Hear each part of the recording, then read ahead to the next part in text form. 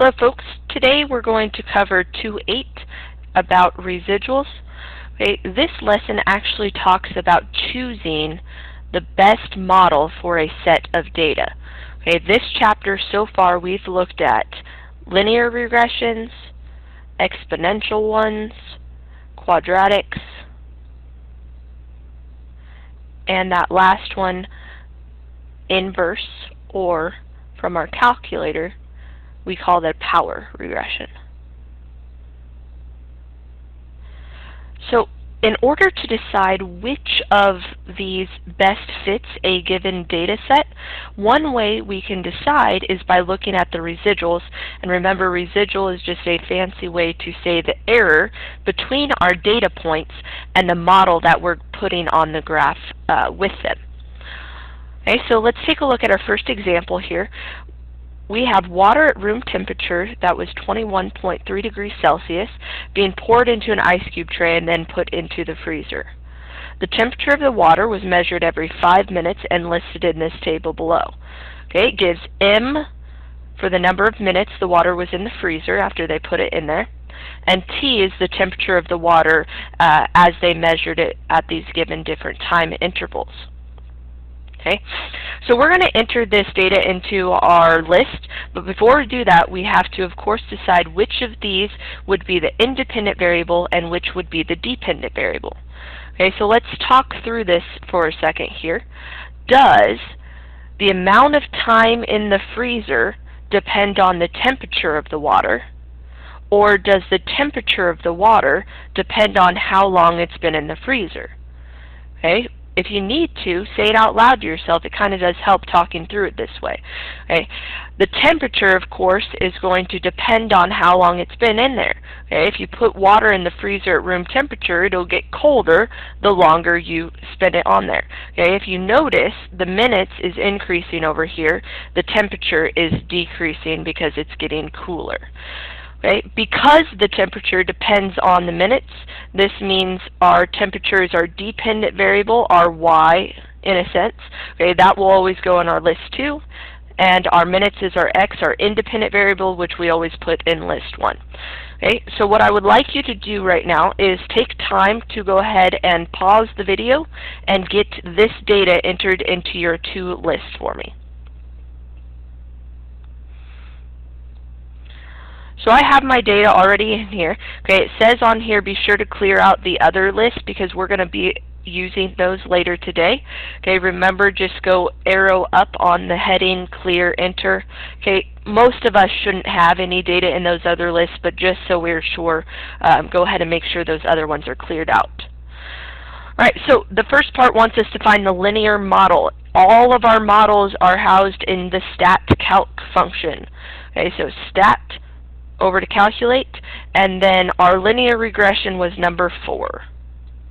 Okay, so get that calculated, and remember we go ahead and round our models to 3 decimals always. Okay, in here we have temperature T and M minutes, so I'm going to say T is approximately negative 0.298, and then M plus 20.925.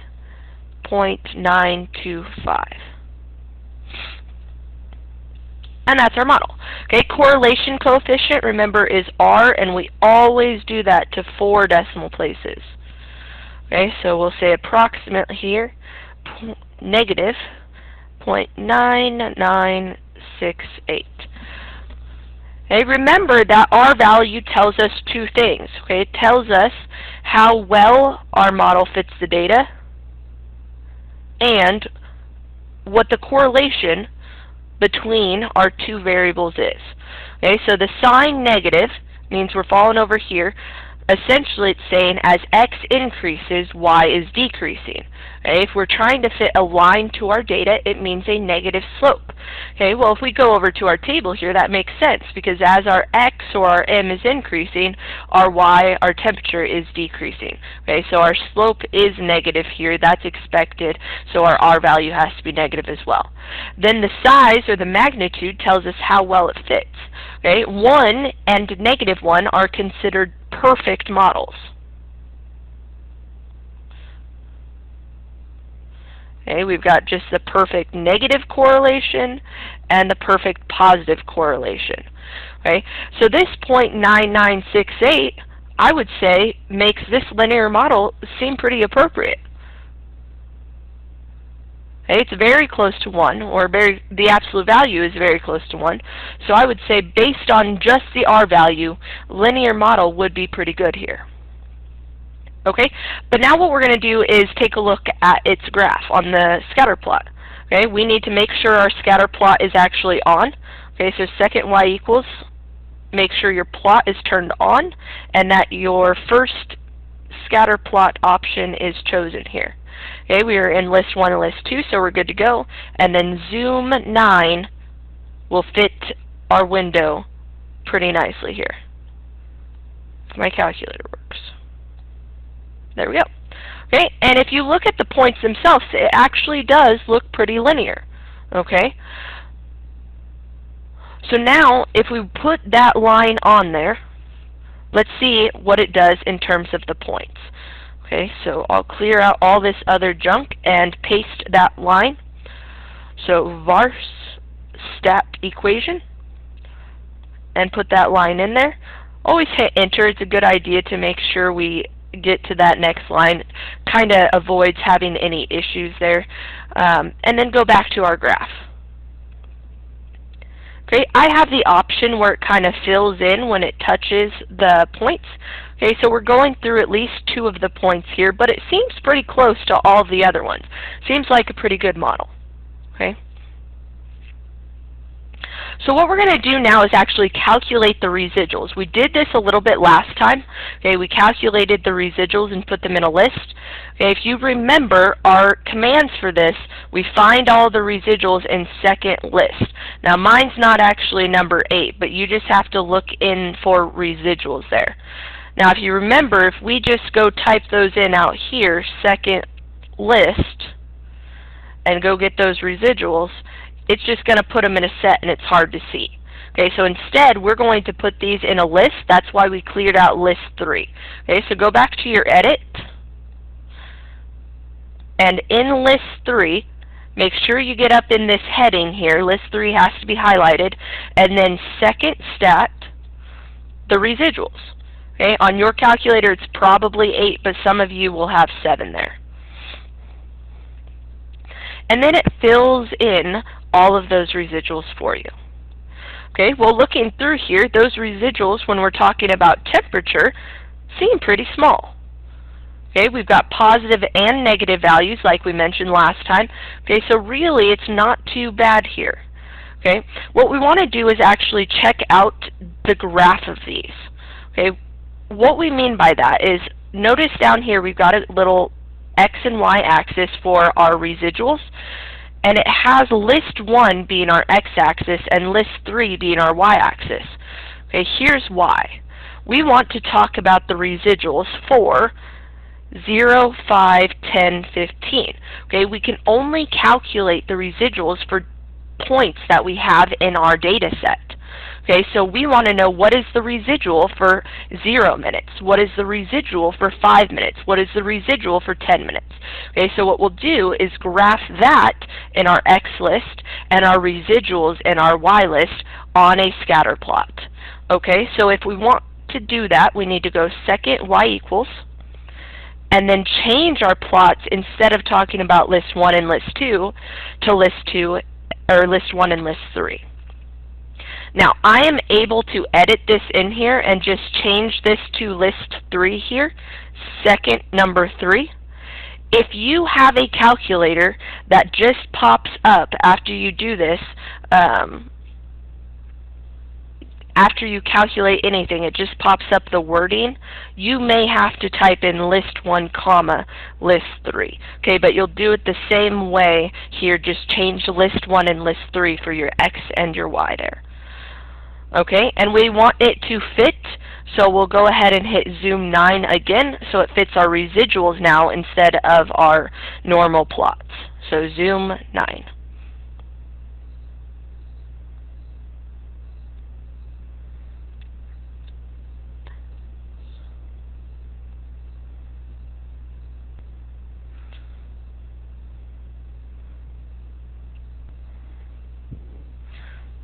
So we've got the graph of our residuals up here, and what we want to do is sketch them on this grid that we're given.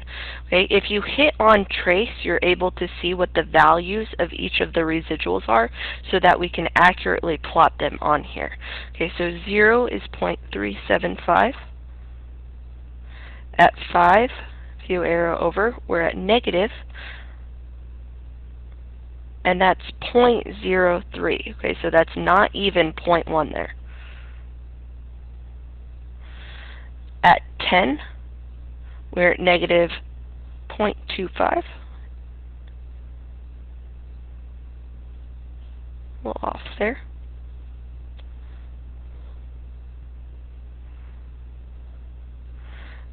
The next one, around the same place, a little bit lower. And then negative 0.17.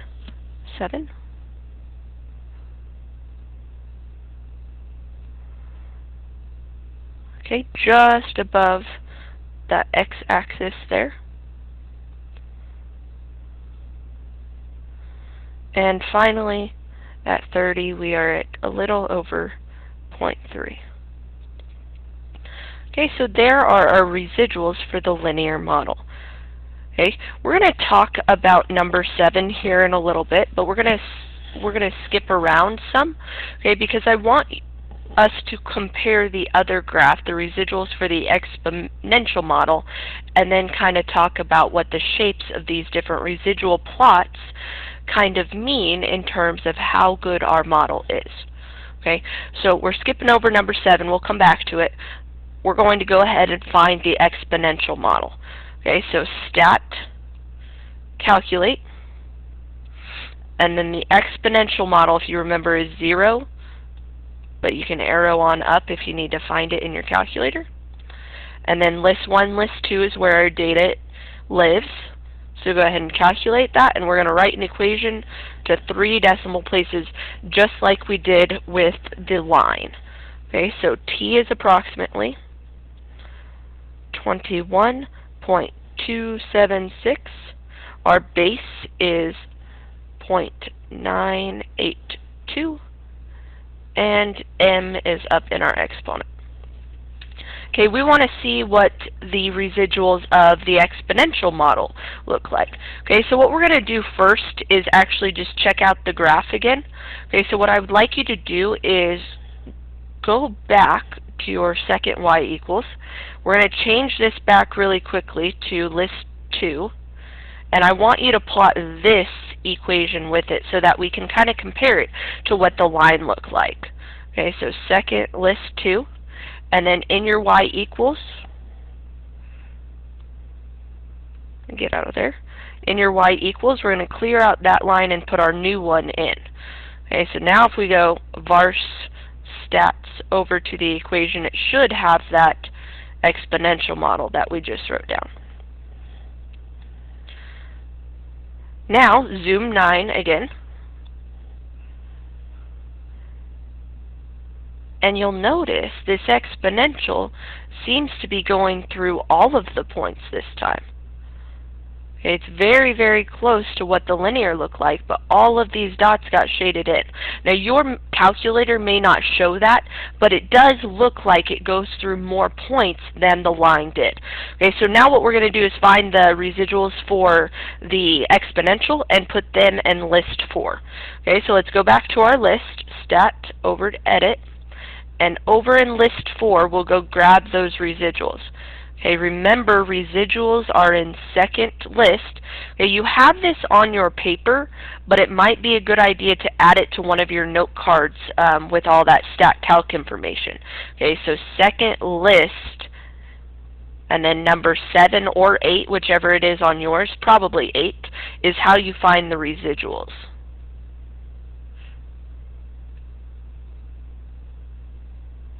Okay. So, second stat and residuals.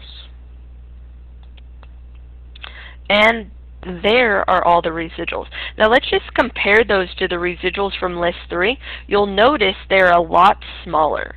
Okay, we've still got positive and negative values, which is good news. Okay, but they're very much closer to 0. Okay, it doesn't look like a lot, but let's take a look at what it looks like graphically.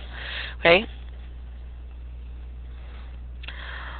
so going back to our second y equals, okay, we're going to change this to list 1 and now list 4. So second 4 and zoom 9.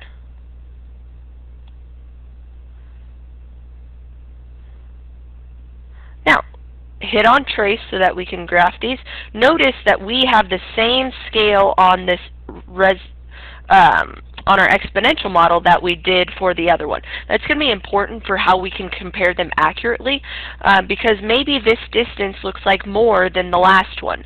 Okay, but if we're on a different scale because we zoom 9, fit it to the best scale, it might look like more than it actually is. So it's important to trace that so we can see the actual values there.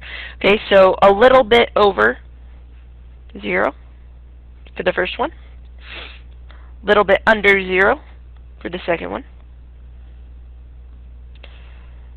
Well, just a tiny bit lower than the last one. Still within the halfway mark. And then above we've got 0.01 there. Okay, notice this is a big difference there, okay, but it's not really on our graph over here. Okay, because 0.01 is hardly above 0. And then 20, we're at 0.02.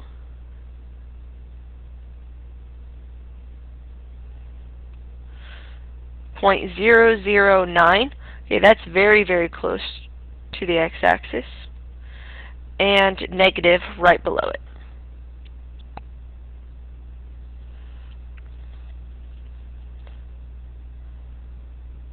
So if we compare those to what we just had on the same scale, you can see that the residuals for the exponential model are much, much closer to this 0. Okay, and isn't it a good thing that our error is close to 0? So now what we want to do is generalize. Okay, residuals for us by the shape, because we don't want to spend a whole lot of time with our scale like we did on this last one. We're just going to focus on the shape instead of the scale. That will tell us whether our model is good or a better model can be found.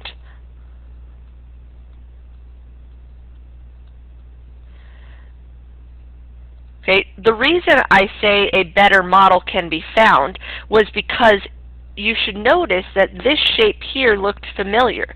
Okay, that's kind of what our line residuals looked like. Okay, and it didn't mean that it was necessarily a bad fit. It just means it wasn't the best one.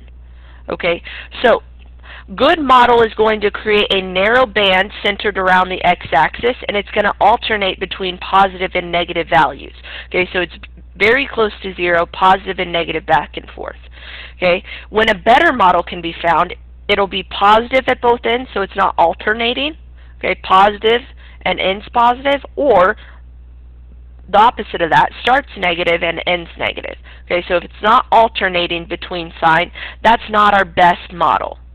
Okay, another thing is it starts out pretty decent but then funnels off.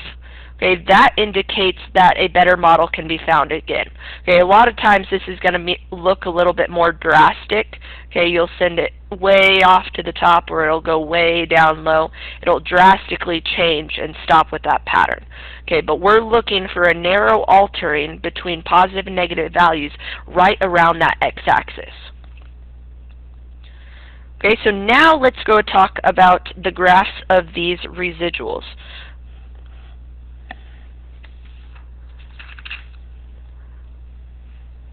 The graph of 7, okay, and I'm not going to spend a whole lot of time resketching it, but it took kind of a quadratic shape. Okay, it was positive at both ends.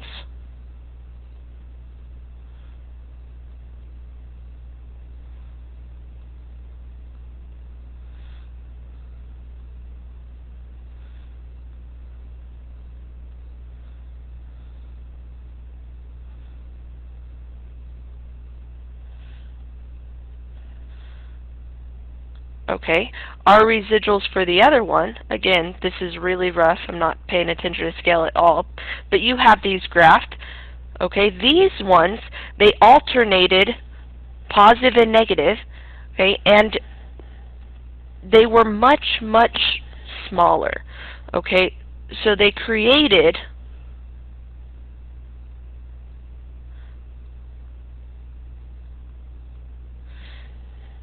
a narrow band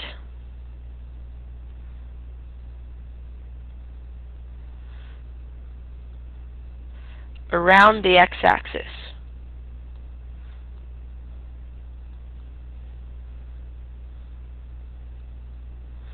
which is 0. Okay, error is closer to 0. Okay, we're saying the residuals, or the magnitude,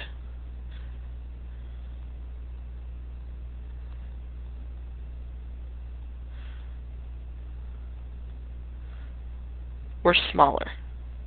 And that's a good thing for us, because we want our error to be minimized when we're talking about picking the best model for our data.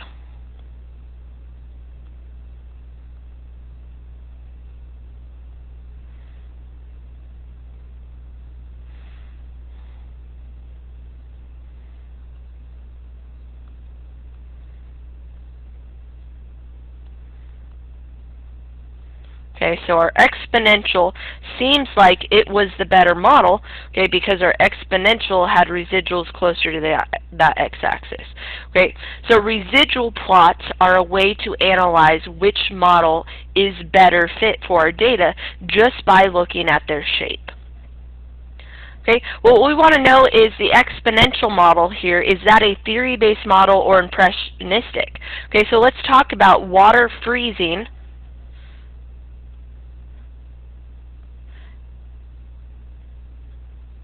Okay, is it scientifically shown, okay, that the temperature will decrease? It'll start at some given amount, and it decreases, but exponential means there's some asymptote. Okay, hopefully that makes sense to you, because when you put water in a freezer, yeah, it's going to decrease, decrease, decrease, but it can't decrease forever. Okay, at some point it's going to start balancing out, and there will be only so cold that that ice can get, okay, before it stays pretty constant. Okay, so this actually is a theory-based model, okay, because there is science behind the freezing point of water.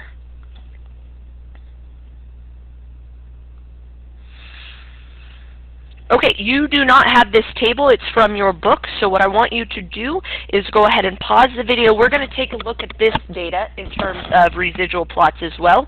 Okay, but we've got the U.S. population from the years 1790 to 2000, according to the U.S. Census Bureau. Okay, and what we want to do here is talk about the data in terms of year and population.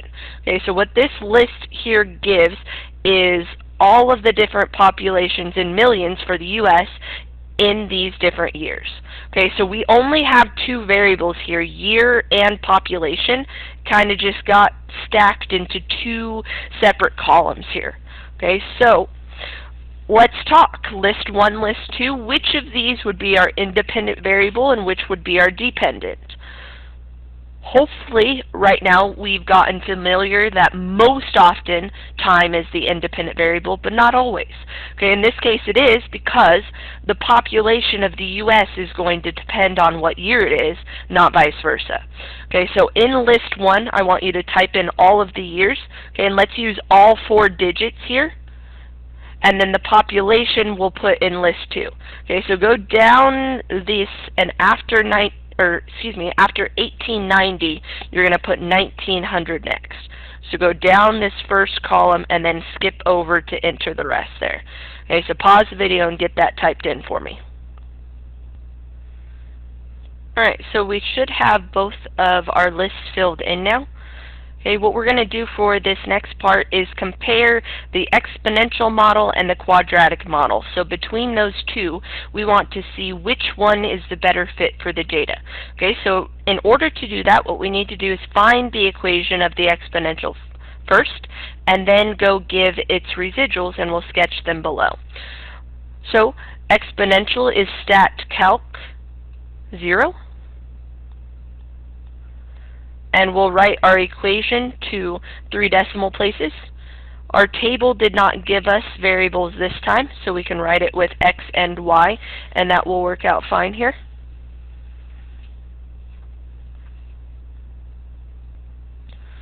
Let's talk about what this e means that just showed up here. Okay, we'll start out with y is approximately. Okay, and we have our a, b to the x. But this e to the negative 15th really means times 10 to the negative 15th. We have to get that on there. That's very important to the equation. Okay, good for us, we don't actually use the equation that we write to actually approximate any of our predictions, or for our residuals here, our calculator stores all that information. Okay, but when we do write the model, it's important that we write it accurately. Okay, so our first value is going to be 1.137 or 38, but we have to say times 10 to the negative 15th. Okay, otherwise that number isn't really what it's supposed to be over here. Okay, the rest is pretty straightforward though, 1.020 and then to the x. So there's our equation for our exponential model. Okay, so let's go ahead and calculate the residuals. It says put it in list 3. Okay, so stat, edit, make sure your list 3 is cleared out. Okay, you can go ahead and clear out list 4 as well if you would like, because we're going to use that here in a minute. Okay, so go up there, and if you remember, your residuals can be found in second list and number 7 or 8 on your calculator. Hit enter, and those are filled in, and what we want to do is go ahead and sketch them below. Okay, so go to your second y equals. Stat plots are on. We just have to change them to our correct list. List 1 stays because our years are constant. We just want to graph the residuals instead of the population. Okay, so we're switching that to list 3. And then zoom 9.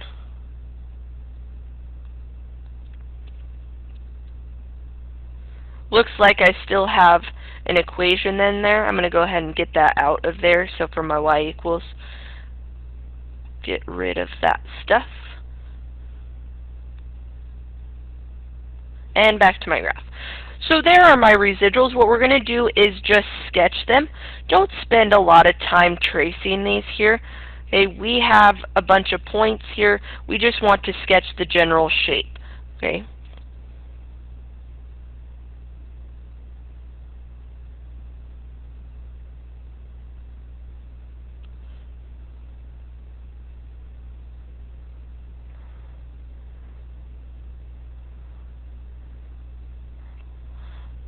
My pen's acting a little funny, so I got a couple extra here, but that's alright. Okay, general shape is taking this curve and then going down here. Now, what we're going to do for the residuals, we have to be careful. Since I'm not spending a lot of time here, since I'm not accurately graphing these and putting a scale on, okay, we want to hit zoom 9 for the first one, but not for the second one. Okay, because if we go adjust our window here, we're really not comparing the same scales. Okay, so you want to make sure zoom 9 for the first one, but not the second one. Okay, that applies if you do any amount of regression models. So if you're comparing 3 different ones, you'll zoom 9 on the first one, but not the second and the third one. Okay, so let's actually go find the equation of the quadratic model so that we can calculate those residuals. Okay, you cannot put anything in a list on residuals until you've calculated the model first. Okay, that's how your graphing calculator finds the error, has to have the model first. Okay, so stat calc, remember the quadratic is the 5th option. Okay, so 5. And then we'll go paste those residuals into our list after we jot down this equation here. Okay, so quadratic is y is approximately to 3 decimal places. Okay, so about 0.007. X squared comes next. And then minus 24.015x. And then lastly, just plus c on there. So plus 21,601.434.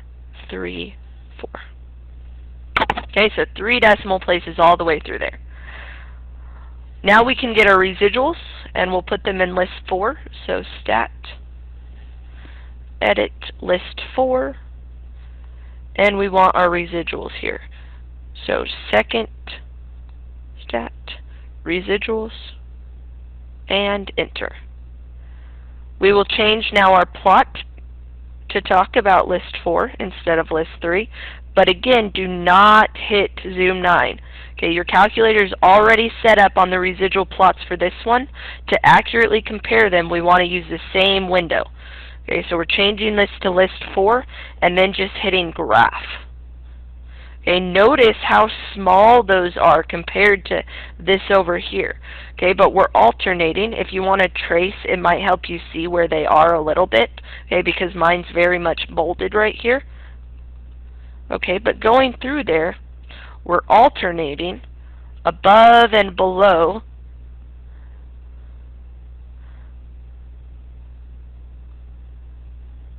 that x-axis. So based on the residual plot, which one's more appropriate? Okay, the exponential model or the quadratic? Okay, hopefully remember that funneling is not the best option for us, but this narrow band around the x-axis is. Okay, so our quadratic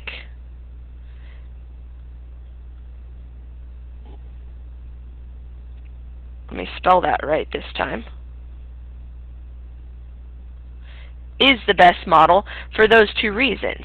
Okay, for the exponential model, it's funneling, and that indicates that a better model can be found. Okay, very similarly, okay, we can talk about the exponential model. It was good because the residuals form a narrow band around the x-axis. Okay, so quadratic was more appropriate because it's a narrow band around 0, where the residuals for the exponential model funneled. Okay, you have to say that the residuals are doing this. Okay, because if you say the model is funneling, that's not true. Okay, the exponential model, okay, will look like an exponential function, growth or decay. Okay, in this case, I think our population was growing, so growth. Okay, a quadratic will look like a parabola. So you have to say the residuals are making this shape, not the graph itself. Okay, so residuals funneling indicates that a better model can be found. Residuals forming a narrow band means that's a good model for us.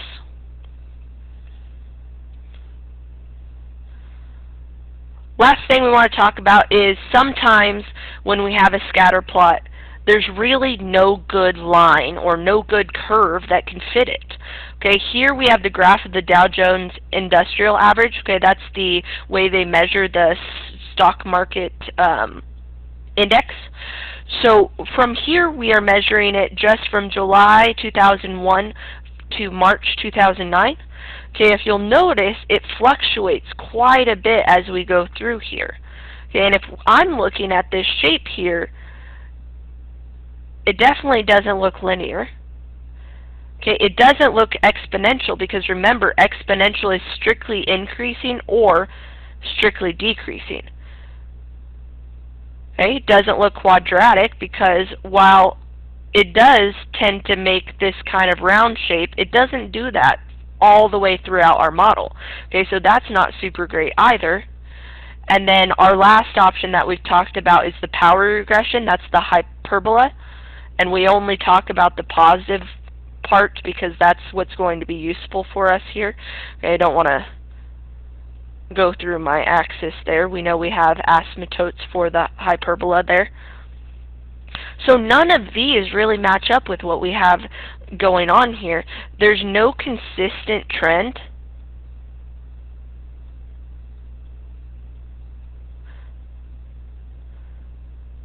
And when that happens, we can't really fit a model to it at all.